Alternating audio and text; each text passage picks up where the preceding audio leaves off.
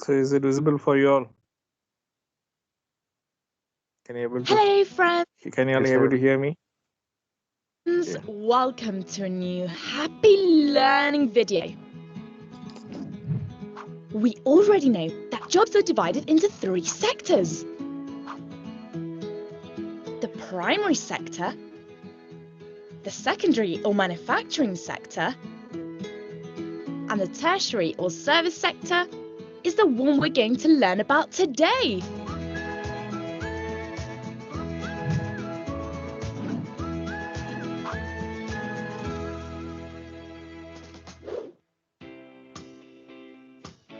The tertiary sector jobs are where products made in the secondary sector are sold to us or offering us a service.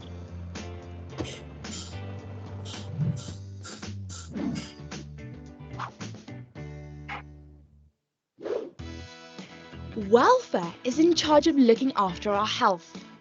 Doctors and nurses work hard to take care of us if we're sick.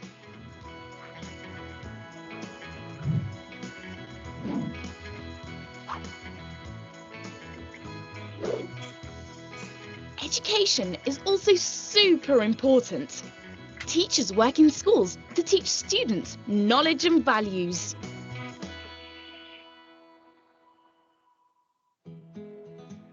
Do you want to get to know more about the different jobs in the tertiary sector? Do you want to know what imports and exports are? You do? Well, click on this link and you'll be able to watch the whole video on Happy Learning TV. I'm sure you'll get an excellent grade in your exam. Goodbye, happy friends. See you in our next video.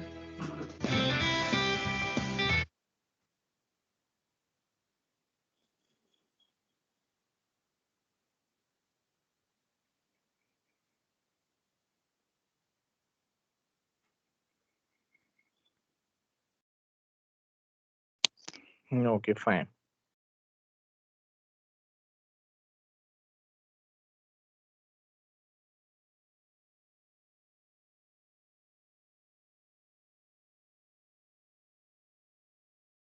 So we need to start discuss what is primary, secondary, tertiary, I think.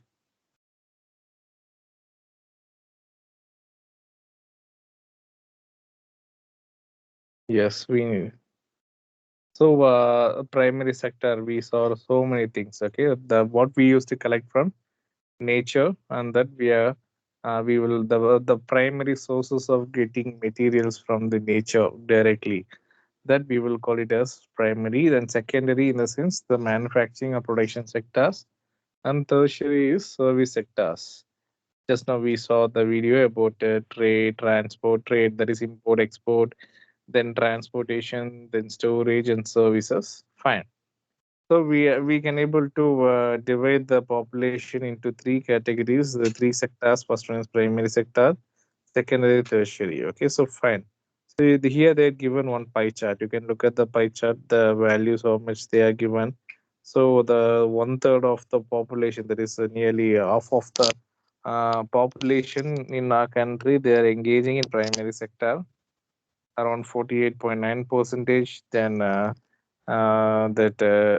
24.3 percentage people they engage in secondary sector, that's the manufacturing sector, and 26.8 percentage of people they are engaging in which sector?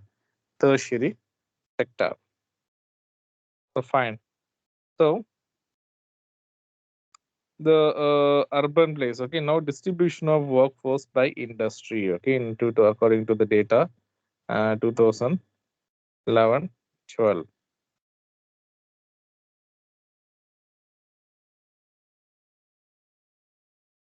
Sudarshan, are you there?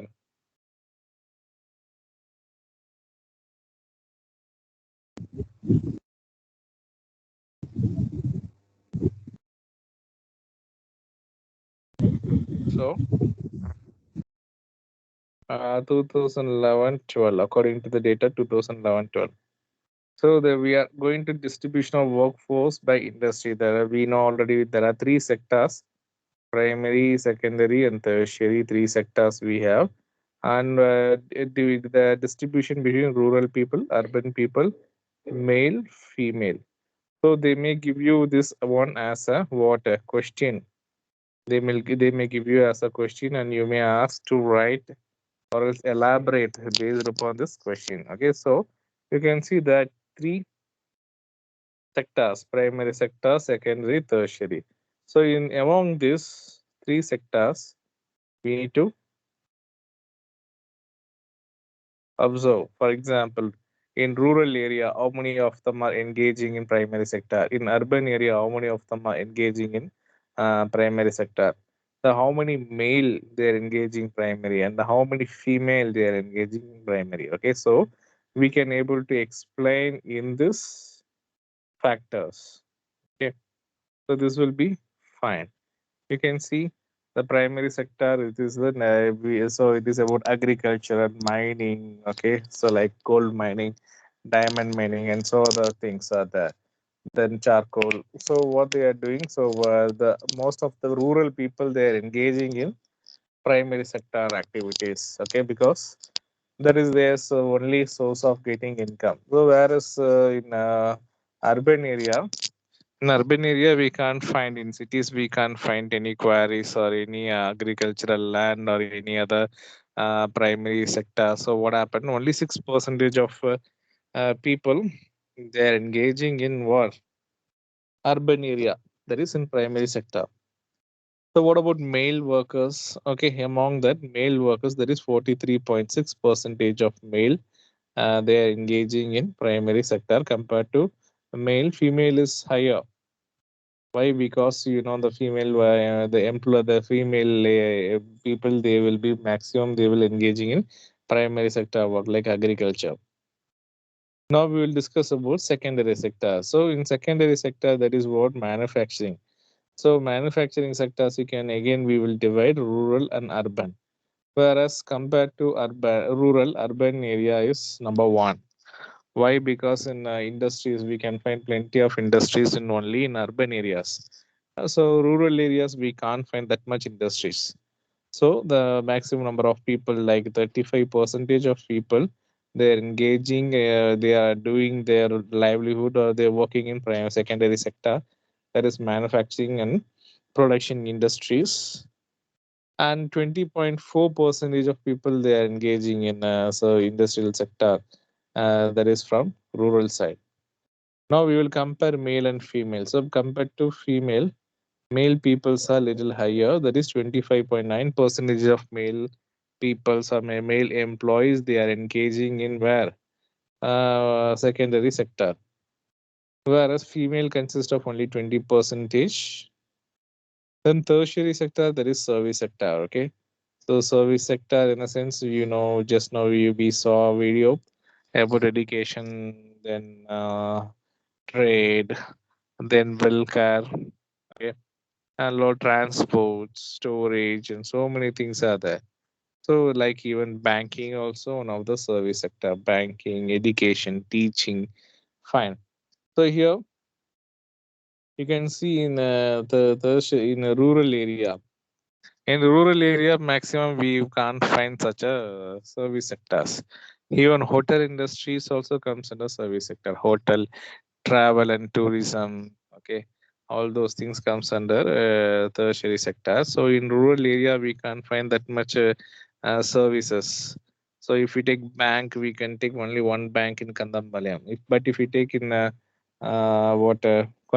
cities like Coimbatore, Chennai, Bangalore, we can find a n number of banks, including foreign banks and Indian banks, are available in our cities. So people those who are engaging in the employees, those who are engaging in tertiary sector in the urban area is very high compared to rural area. Then again, compared to female, there is male gender has higher in numbers, that is 30.5 percentage.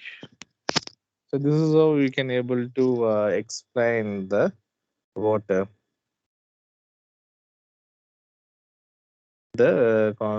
concepts. Clear? Any doubts, guys? No, sir. No, sir. Okay, fine.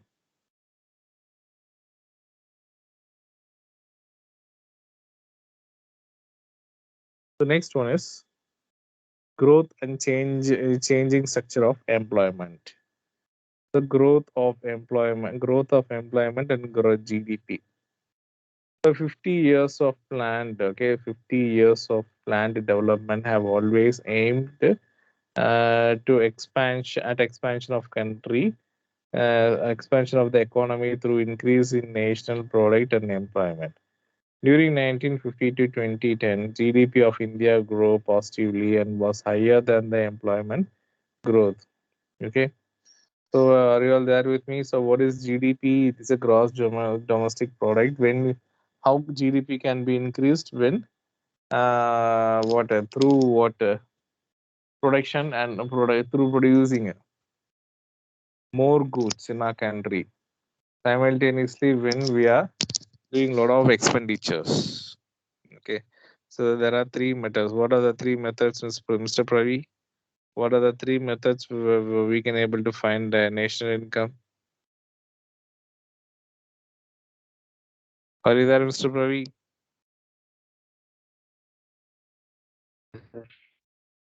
What are the three methods we can able to find national income?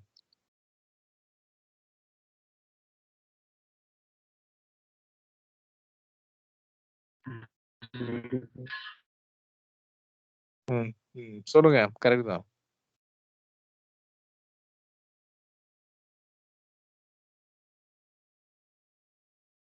So what about you, Sudarshan? What are the methods where we can able to find identify national income?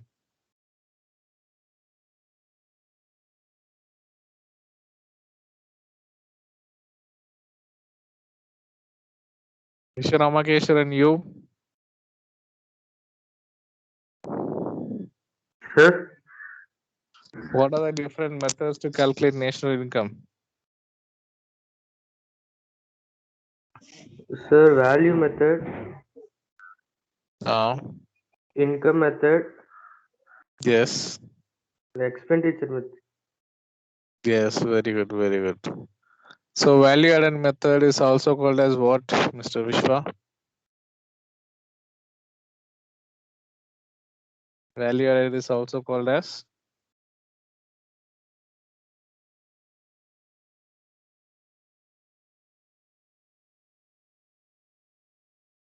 Yogesh. Value added is also called as.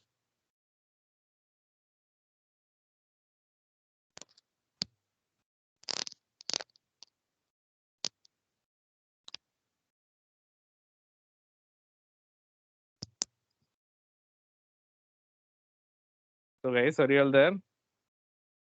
So value added is also called as Yes, production method.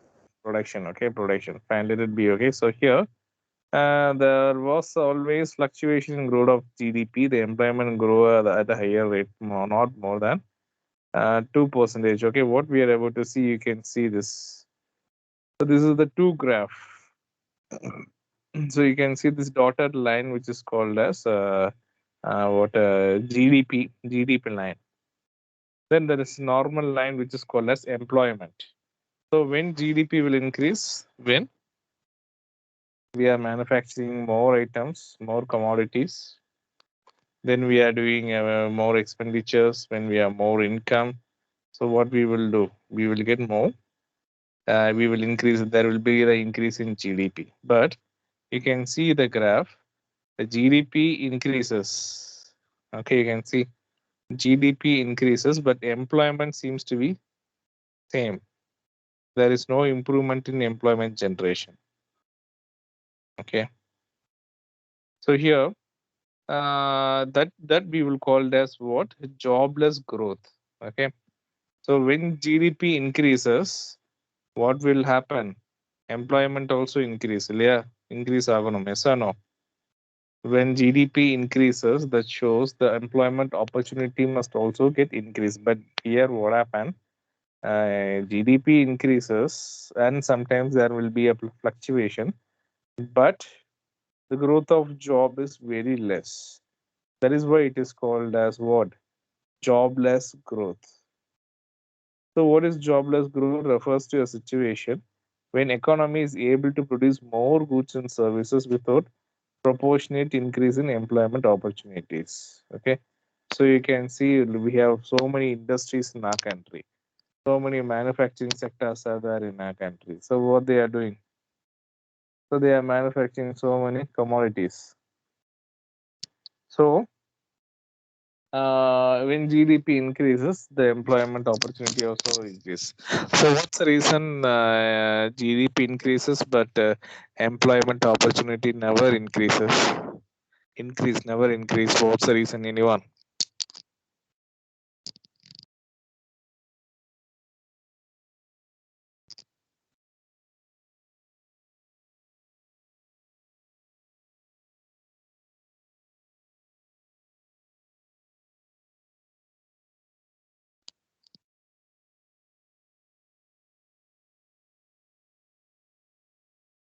Sorry, all there. Yes, sir. Yes, sir. Sir, Yes, sir. Yes, sir. So anyone? What's the reason? GDP increases, but employment, there is no improvement in employment. What's the reason?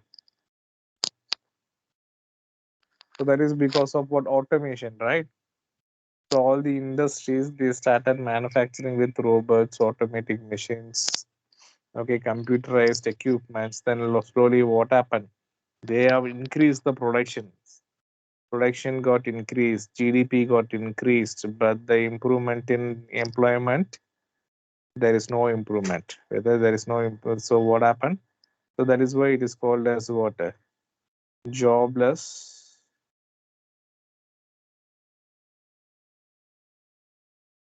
jobless growth. Clear? Got my point, guys? Sir.